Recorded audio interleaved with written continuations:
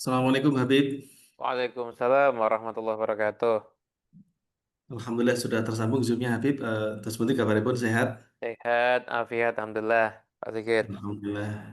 Eh, Alhamdulillah ini majelis sudah kita awali tadi dengan membaca doa niat talim Habib dan Heeh. siap mendengarkan pelajaran dari panjenengan di pertemuan yang ke-120 ini. Monggo Habib. Hmm. Siap. Bismillahirrahmanirrahim. Alhamdulillah rabbil alamin. Allahumma salli wa sallim ala sayyidina Muhammadin wa ala alihi wa sahbihi ajma'in. Amma ba'du. Alhamdulillah. Eh, Teman-teman semuanya yang dimuliakan Allah Ta'ala. Setelah libur sekian lama ini, Hmm. kita jumpa lagi di dalam kajian. Kita membahas tentang Rasulullah SAW. Dan sebelumnya kita itu membahas tentang bagaimana masa kecil Nabi. Rasulullah SAW itu ketika masa kecil selalu dalam perlindungan Allah Ta'ala. Saat dirawat oleh ibunya, saat tinggal bersama Sayyidah Halimah, saat kembali lagi bersama dengan ibunya, dan juga saat ibunya wafat tinggal sama kakeknya, dan terus sampai ketika beliau tinggal bersama pamannya itu Sayyidina Abu Talib. Sebelumnya suara saya Pak bisa terdengar dengan jelas? Alhamdulillah Jelas atau jelas tidak? Habib. Jelas Habib.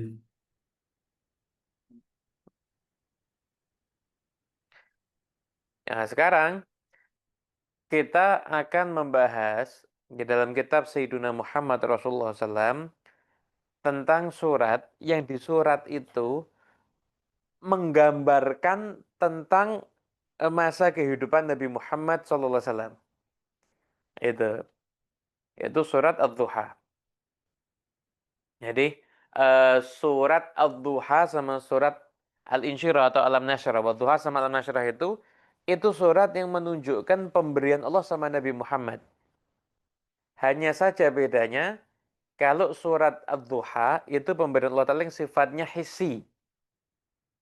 Tapi kalau surat Alam Nasyrah itu pemberian Allah pada Nabi Muhammad yang sifatnya itu ma'nawi.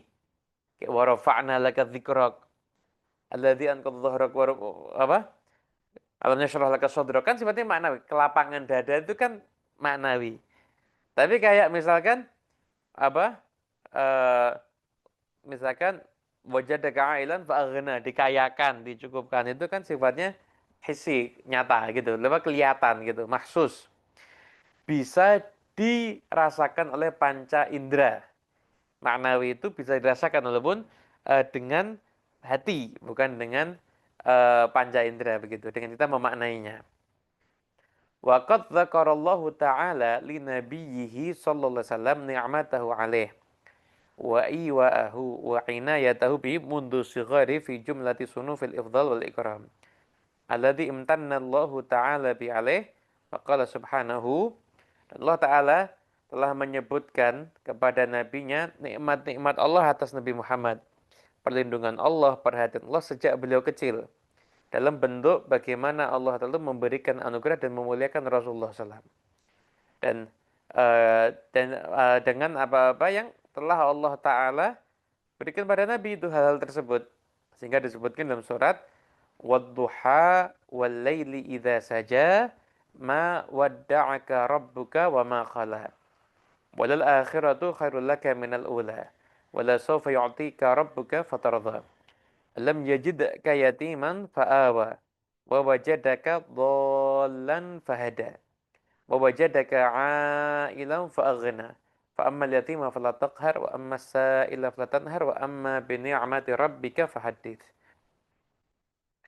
Wadduha, demi waktu duha. Waktu duha wal laili idza saja. Dan demi waktu malam jika malam itu telah semakin gelap gitu.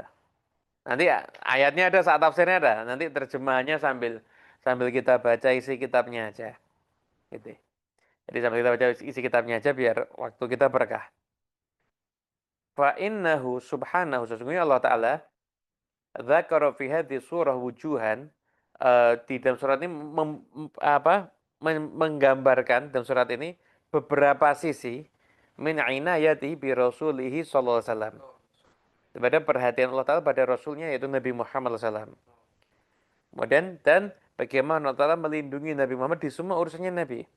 Perhatian Allah pada Nabi, bagaimana Allah Ta'ala itu mentarbiyah Nabi Muhammad, dan berkesinambungannya pemberian Allah Ta'ala kepada Rasulullah SAW. Dan terus itu akan diberikan, itu tidak pernah terputus hingga kapanpun juga.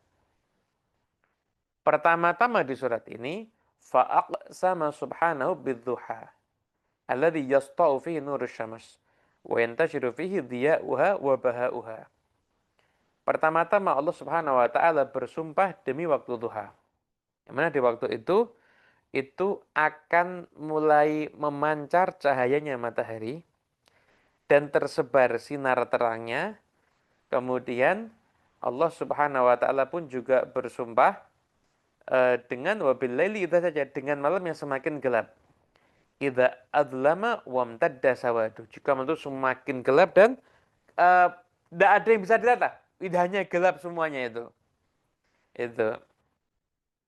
Nah, jadi surat tentang Nabi Muhammad kok awalnya bahas tentang waktu duha-duha itu kapan? Awal mulai terbitnya matahari. Kemudian juga tentang malam. Dua hal ini apa? Berbeda apa enggak ini? Bukan cuma berbeda tapi bertolak belakang, kebalikannya. Terang sama gelap. Siang dengan malam. Walaupun duha itu permulaannya siang gitu. Wa fi dzalika, dan di sini tanbihun likulli dzi basarin ilal farqil kabir bainahuma. Di dalam pembukaan surat ini ada peringatan untuk orang yang punya mata hati untuk bisa menyaksikan perbedaan yang mendasar di antara keduanya. Baina raunaqidz duha wa dhiyaihi wa baina dhulamil laili wa sawadi. Antara terangnya duha dan gelapnya waktu malam. Fahadha huwal qasam. Maka surat ini diawali dengan sumpah. Jadi dengan sumpah. Ya, dengan sumpah. Sumpahnya apa? Isi sumpahnya apa? Isi wal muqsam, isi sumpahnya apa? Sumpahnya adalah aina yatullah ta'ala bi rasulihi sallallahu alaihi wasallam wa ikramuhu iyah. Sumpahnya berisi perhatian Allah Ta'ala dengan Rasulnya, yaitu Nabi Muhammad SAW, serta bagaimana Allah Ta'ala memuliakan Rasul. Wa ifdhaluhu alaih. Bagaimana Allah Ta'ala mencurahkan karunia pada Rasul. Padahal keadaan ini semuanya dikatakan dalamnya bagaimana Allah Ta'ala itu membenarkan semua yang dari Nabi Muhammad, menolong Nabi Muhammad, dan Allah Ta'ala seakan-akan memberikan persaksian bahwasanya benar Nabi Muhammad SAW itu adalah utusan Allah yang hak. Benar Nabi Muhammad SAW itu ada utusan Allah yang hak. Jadi sumpahnya itu demi waktu duha, waktu malam. Isi sumpahnya adalah bagaimana perhatian Allah Ta'ala kepada Nabi Muhammad SAW. Nah, wajhul munasabah bainal qasam wal muqsam alaih. Sekarang gini, apa sih nyambungnya? Apa hubungannya antara sumpah dengan duha sama malam dengan perhatian Allah Ta'ala dengan Nabi Muhammad? Bedanya itu apa? Nah, di sini disebutkan wa tanbihul uqala ilal farqil kabir baina ma kana alaihi nasu fil jahiliyatil juhala wal dhalalatil dhulma wa baina nuri sati wa dhiya'il lami' alladhi ja'a bihi Rasulul Karim sallallahu alaihi wasallam. Jadi ini memberikan peringatan pada orang-orang yang berakal betapa jauh bedanya antara manusia yang sedang mengalami masa jahiliyah saat itu dalam kegelapan, dengan kondisi ketika manusia berada dalam keadaan yang terang benderang dengan keadaan tersebut yang dibawa oleh Rasulullah SAW. Maka ini bukan hal yang samar lagi bagi orang yang punya akal.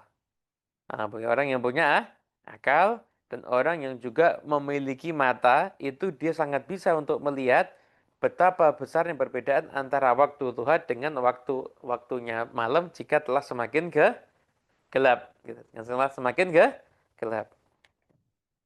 Dan ini menunjukkan bagaimana rahmat Allah Ta'ala itu eh, satu memberikan satu ketentuan bahwasanya Allah Ta'ala tidak akan membiarkan hambanya selalu dalam kegelapan malam.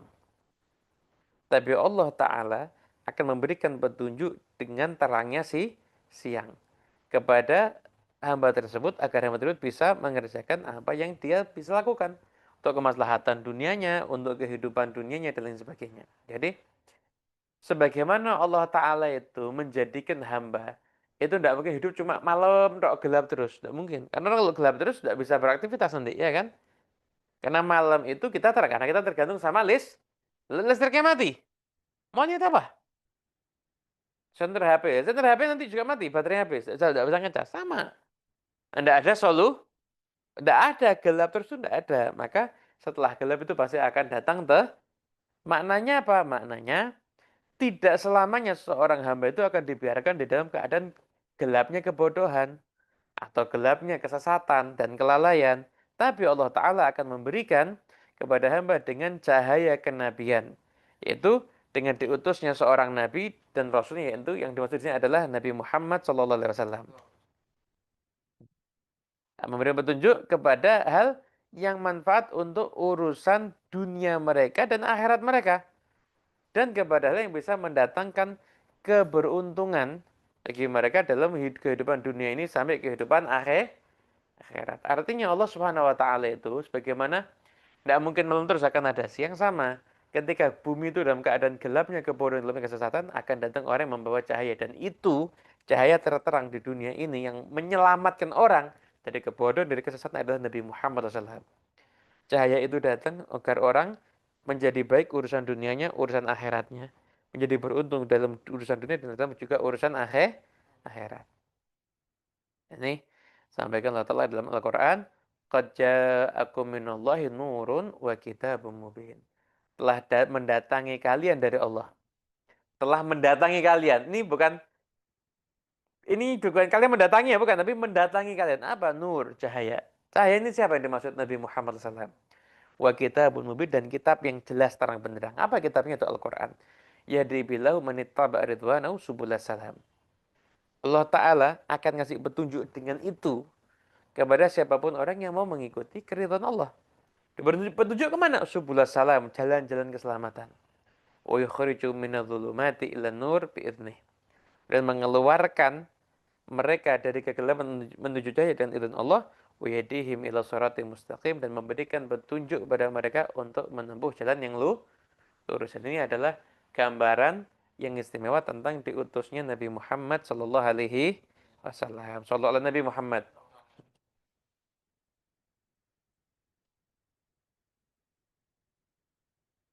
Kemudian setelah itu,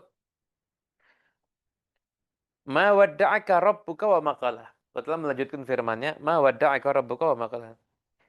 Tidaklah Tuhanmu akan meninggalkanmu atau membencimu. Allah Ta'ala menafikan bahwa Allah Ta'ala itu meninggalkan Nabi. Nabinya, kasihnya itu Nabi Muhammad SAW, tidak mungkin ditinggalkan oleh Allah Ta'ala. Tidak mungkin Allah Ta'ala itu membenci Nabi, tidak mungkin. Gimana Allah Ta'ala meninggalkan Nabi? Allah Ta'ala itu sudah perhatian sama Nabi sejak dari lahirnya Nabi Muhammad kok. Gimana Allah Ta'ala membenci Nabi? Sedangkan Allah Ta'ala sudah melantik Nabi Muhammad sebagai kekasihnya. Maka dari ini mengatakan apa? Fahuwa sallallahu alaihi wasallam ghairu matruk wala maqli. Nabi itu bukanlah sosok yang ditinggalkan Allah. Bukanlah sosok yang dibenci Allah. Tapi beliau selalu dalam perhatian Allah, perlindungan Allah. Gimana Allah Ta'ala berfirman dalam Al-Quran, fa innaka bi'ayunina, engkau itu dalam perhatian kami. Sesungguhnya Rasulullah SAW adalah Habibullah al-Akram. Ada kasih Allah Ta'ala yang paling tinggi derajatnya.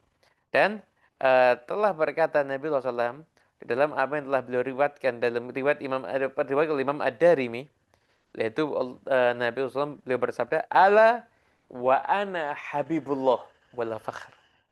Ketahuilah, aku ini kekasihnya Allah dan aku tidak sombong. Jadi dulu itu Nabi SAW itu sempat selama 15 hari, atau riwayatnya beda-beda, itu enggak turun wahyu. Jadi ada masa Nabi SAW itu tidak mendapatkan wahyu ilahi ketika itu. Ketika itu orang-orang kafir, antara yang menghina itu Ummu Jamil, istrinya Abu Lahab. Itu mengatakan, Inni ara anna syaitanaka qad tarakak. Ya Muhammad, tak lihat setanmu udah ninggalkan kamu sekarang ini. Jadi, jadi malaikat Jibril yang datang bawa wahyu dibilang setan sama istrinya Abu Lahab. Ketika itu.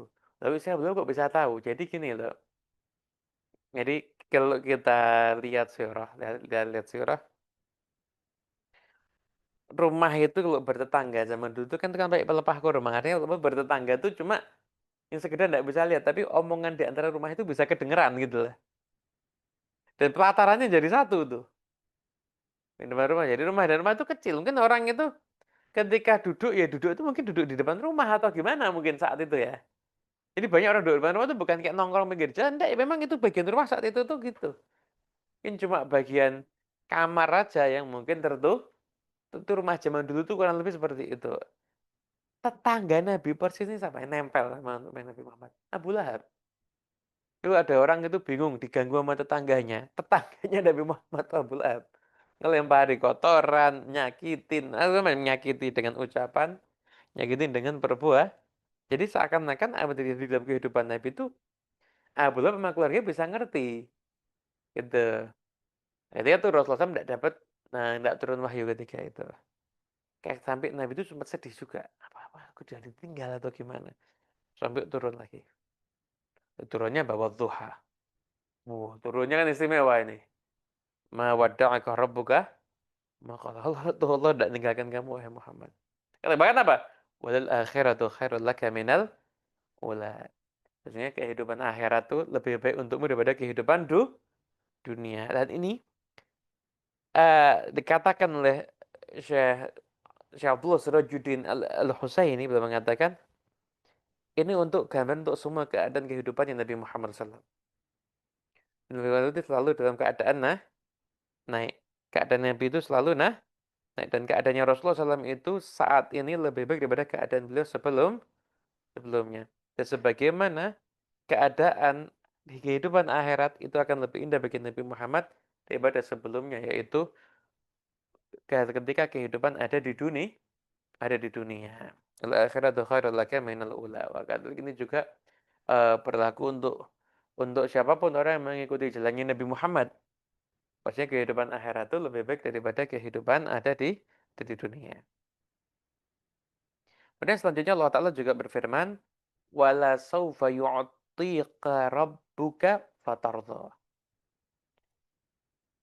Dan Tuhanmu akan selalu memberimu. Yu'tika itu baik film mudhari selalu. Tuhan itu akan ngasih kamu. Fatardha. Sampai kamu itu akan merasa ridho. Untuk akan merasa ridho. Dan di sini, ini adalah janji dari Allah Subhanahu wa Ta'ala. Dari Allah Ta'ala kepada Nabi Muhammad SAW. Dan itu ada janji yang menggembirakan hatinya Nabi Muhammad. Menyenangkan jiwanya Nabi Muhammad. Karena Allah Ta'ala akan selalu ngasih sampai nanti Nabi akan merasa ridho. Dan ini adalah anugerah yang sangat besar, kebaikan sangat besar, dan tidak ada yang tahu kecuali Allah Subhanahu wa Ta'ala. Dan masuk di dalam ini adalah pemberian-pemberian Allah Ta'ala itu masuk di dalam sini semuanya. Seperti kasratu adba'ihi fawqa adba'i kulli nabi. Pengikutnya Nabi Muhammad SAW itu ada pengikut yang terbanyak dibandingkan semua pengikutnya para nabi.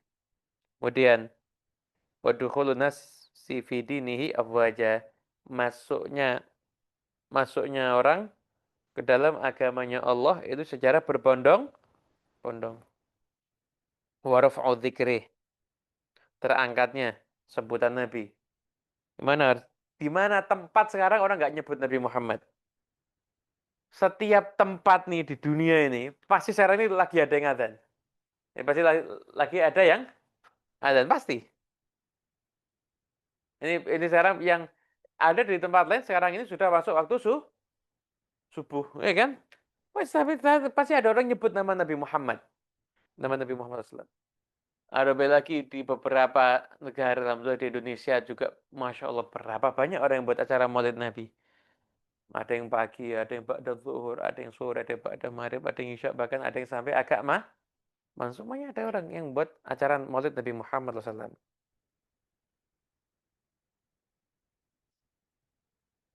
Karena ada subuh ada yang buat acara Maulid Nabi. Ya kan? Nah, marfu'u dzikr wa ilau kalimati akan terangkat tinggi kalimatnya Nabi Muhammad SAW. Jaya Nabi Muhammad itu akan terangkat tinggi. Wa nasru ala a'da'i bilqa'ir ru'bi fi qulubihim. Allah Ta'ala menolong Nabi Muhammad untuk mengalahkan musuh-musuhnya dengan meletakkan rasa gentar di hati musuh-musuhnya Nabi. Meletakkan rasa gentar di hati musuh-musuhnya Nabi. Jadi Nabi SAW itu bersabda, nusirtu birru'bi masirata syahrin. Aku ini ditolong dengan rasa gentar di hati musuh-musuhku dalam jangka waktu satu bulan. Aku ini ditolong dengan rasa gentar di hati musuh-musuhku dalam jangka waktu satu bulan. Dalam jangka waktu satu bulan. Itu.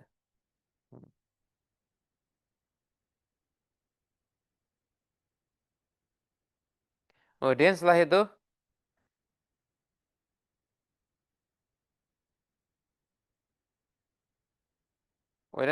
itu, juga betul. Wa idharu dini 'alal adyan. Eh Islam itu dimenangkan atas semua agama yang lain. Wa dhuhur sultani akan menjadi jaya kerajaannya Nabi Muhammad. Wa sultu ibrani akan terang benderang bukti kebenaran Nabi Muhammad. Wa ita'uhul haud. Tabari kepada Muhammad al-haud. Telaga wal kautsar wal maqam al-mahmud. Makam yang terbu semua nanti akan memuji Nabi SAW. Dan daripada syafa'atul uzma. Ada syafaat yang teragung. Syafa'atul uzma itu ketika semua orang nggak bisa ngasih syafaat tuh ketika di padang mahsyar. Para nabi semua nyerah. Yang bisa ngasih syafaat cuma Nabi Muhammad SAW. Dan syafaat-syafaat yang khusus. Ada maqamul wasilah. Ada maqamul fadilah. Dan semua yang Allah Ta'ala berikan pada Rasulullah SAW di akhirat. Daripada tingginya derajat-derajat Nabi SAW. Dan masih banyak lagi pemberian-pemberian Allah Ta'ala kepada Rasulullah SAW yang mana tidak ada yang mengetahui pemberian tersebut kecuali hanya Allah Subhanahu wa Ta'ala. Itu. Itu mungkin yang kita bahas di pertemuan kali ini. Apa? Akhwani rahimakumullah termasuk tadi. Saya agak tadi sempat agak mengkaji tentang nusir tuberuk bi masyurata syahrin. Aku ini ditolong dengan rasa gentar di hati musuh-musuhku selama satu bulan. Jadi musuh itu kalau mau ngadepin Nabi Muhammad itu ketakutan. Itu ketakutan. Rasa gentar itu bahkan orang-orang kafir Quraisy itu perang Uhud kan sudah menang. Sudah menang. Ketika mereka sempat kepikiran untuk nyerang lagi ke Madinah untuk sekalian ditumpas kaum muslimin, itu tiba-tiba Nabi Muhammad SAW itu dului keluar dan Nabi Muhammad siap menghadapi. Dan saat itu mereka gentar. Dan mereka habis menang loh itu. Kayak gentarnya mereka terus takut kalah. Ya ini akhirnya terus jadi. Terus kemudian enggak jadi. Jadi orang bahkan itu bukan cuma Nabi Muhammad ya. Semua orang yang mengikuti jalannya Nabi Muhammad, musuhnya itu dikasih rasa gentar, rasa takut. Belum pernah ada suku-suku yang kerjasama sama Romawi, tunduknya sama Romawi. Ketika setelah perang Mu'tah, suku ini ada niatan untuk nyerang kaum muslimin. Kemudian ketika itu Rasulullah SAW kemudian ngirim pasukan sana. Yang disuruh mimpin Amr bin As. As orang licik memang, pintar, cerdas. Amr bin As itu. Suruh mimpin pasukan. Di pasukan itu ada Sayyidina Abu Bakar, ada Sayyidina Umar, pemimpin pasukan. Udah mau jadi pemimpin, minta jadi imam sholat Amr bin As. Nah, ketika itu musuh betul-betul ketakutan. Malam harinya kedinginan, Amr bin As tidak boleh nyalakan api unggun. Lu kita ini kedinginan, nanti bisa. Tidak ada yang nyalakan api unggun. Yang nyalakan api tak lempar ke dalam api. Kerasa. Akhirnya ketika pulang kan protes. Pulang kita laporin ke Nabi. Nabi tanya, kenapa? Rasulullah pasukan kita cuma 300, musuhnya banyak. Kalau kita nyalakan api unggun, kelihatan kecil. Posisinya di mana? Diserang malam nanti. Tidak ada yang boleh nyalakan api. Akhirnya itu menang. Dan apa yang terjadi? Musuh itu saling pegangan pakai rantai biar tidak ada yang kabur. Karena takutnya ngadepin pasukannya Nabi Muhammad SAW. Dinamakan Ghazwatu Dzati Salasil. perang yang menggunakan yang ada rantai. Karena pegang-pegang rantai, jangan ada yang kabur. Ayo, ayo. Masing-masing takut, tapi masing-masing maksa temennya tidak boleh ada yang kabur. Padahal dirinya pengen kabur. Ya akhirnya ketika teman-temannya sudah tidak ada yang bisa dipercaya ini. Semuanya takut tapi gaya berani semua. Akhirnya pakai rantai udah. Wes perang pakai rantai jadi biar tidak ada yang kabur. Tidak ada yang kabur akhirnya. Tapi kalah. Kalah. Ketika kalah lari terbirit-birit udah. Rantainya udah lepas, lepas sih semua rantai lari. Mau kaum muslimin mau ngejar, dan mau beras usah dikejar. Kita sudah menang kok. Protes lagi. Ini udah musuh, udah tinggal dikejar, kenapa tidak boleh? Kata Muhammad ya Rasulullah, kalau mereka ngejar, mungkin ada jebakan. Mungkin nanti bisa ngambil bala bantuan. Jadi lebih baik nggak usah dikejar. Yang kaum muslimin sudah cukup menang ketika itu. Nah itu yang jadi nusir tubirro bimasir rata syahrin. Dan juga ada satu orang yang Nabi SAW itu pernah sumpah. Aku akan bunuh kamu. Aku akan bunuh kamu. Tuh ada orang itu akhirnya pasti ketakutan terus sama hidupnya. Dan ketika perang Uhud, dia sengaja benar-benar dia menyerang Nabi. Nabi SAW diambilkan tombak, dilemparkan. Cuma nyerempet pelipisnya.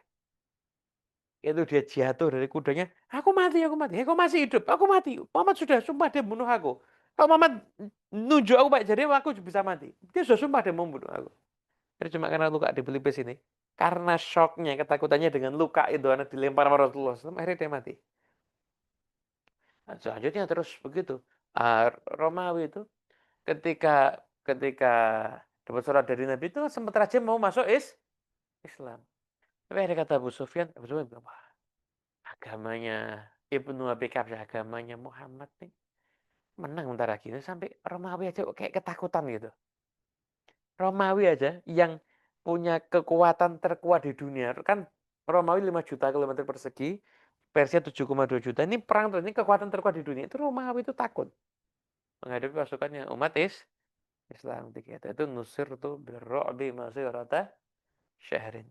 Itu dan juga masih banyak keutamaan-keutamaan lain dari Rasulullah SAW. Insyaallah akan kita lanjut di pertemuan berikutnya tentang bagaimana perhatian Allah Ta'ala dari kecil sama Nabi Muhammad. Termasuk memahami firman Allah, wa wajadaka dhalan fahada. Apa sih maksudnya? Dan dialah Allah yang mendapati kamu dalam keadaan sesat, Allah telah ngasih petunjuk kepada kamu. Apa betul Nabi Muhammad itu pernah tersesat hidupnya? Nanti lihat nih di kajian yang berikutnya insyaallah ya. Wallahu a'lam bishawab. Baik, jazakumullah khairan Habib atas ilmu yang disampaikan terkait dengan penjagaan dan perhatian Allah Subhanahu wa taala kepada Nabi Muhammad SAW di sejak waktu kecil, dari surah Ad-Duha. Kita buka sesi tanya jawab ya Habib untuk para jamaah sekalian. Monggo, jika ada pertanyaan Bapak Ibu bisa dituliskan di chat untuk kita bahas baik berkaitan dengan tema maupun tidak terkait dengan tema. Monggo, monggo Habib, untuk silakan. mengawali pertanyaannya, tadi disebutkan bahwa Allah memberikan pertolongan berupa rasa takut di hati musuh-musuh Nabi Muhammad SAW.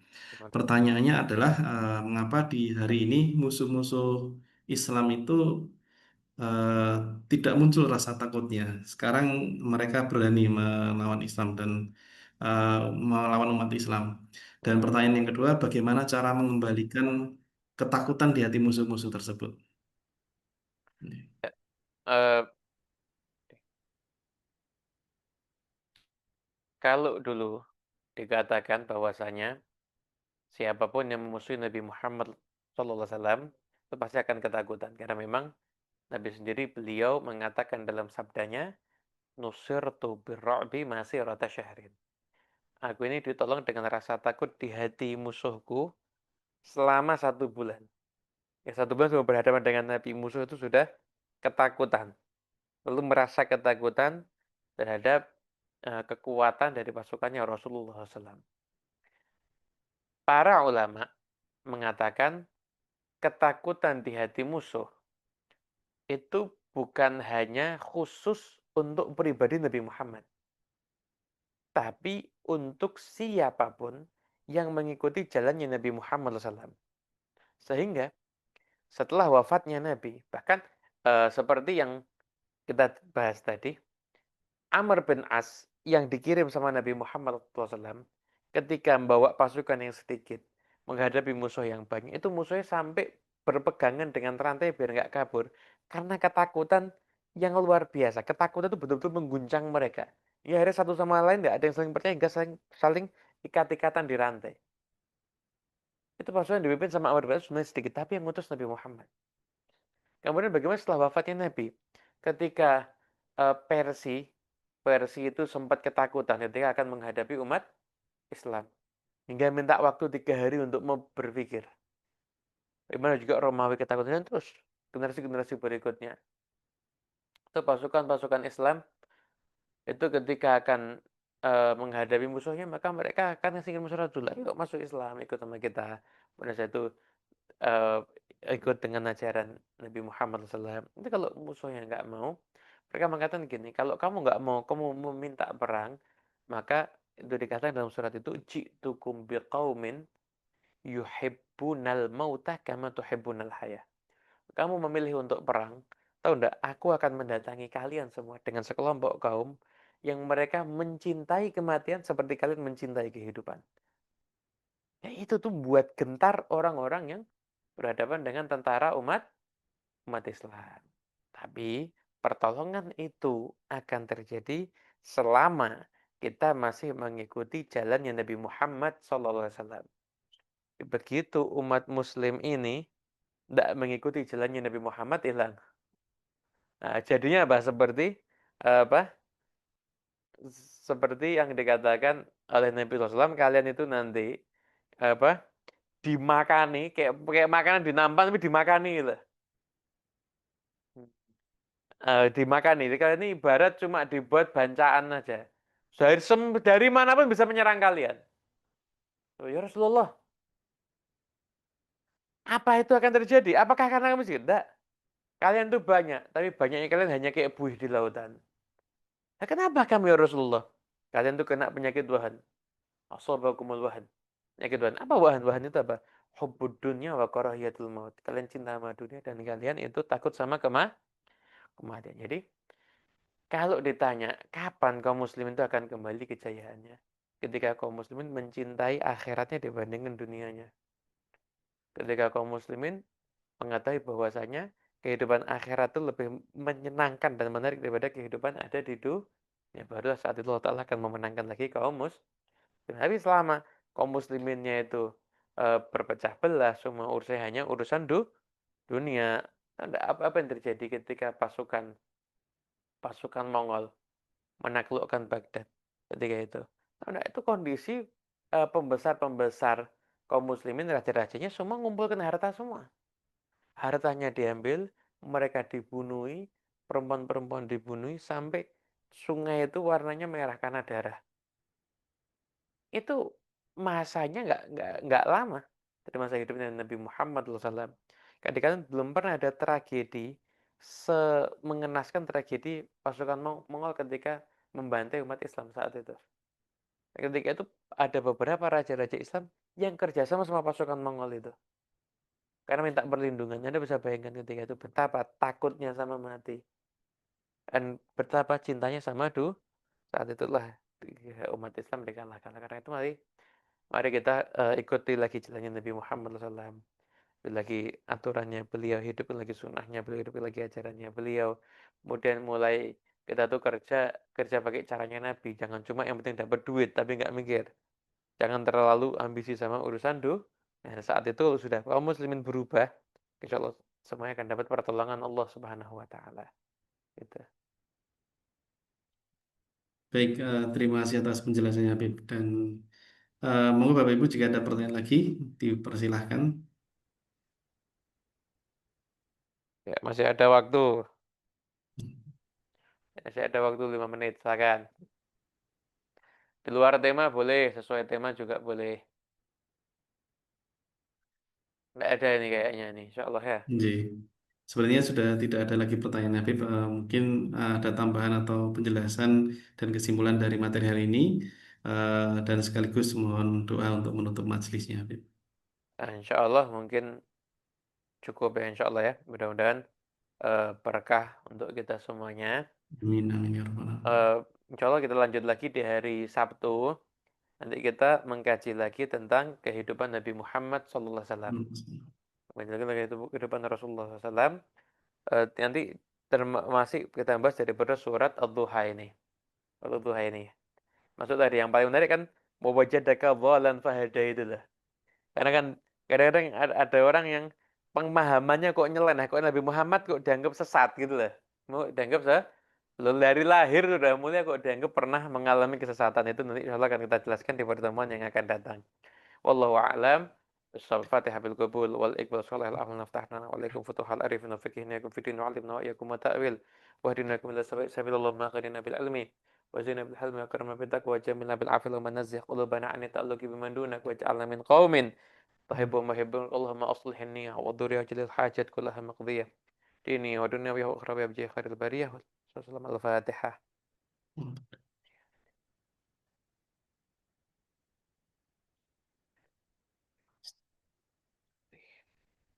Amin.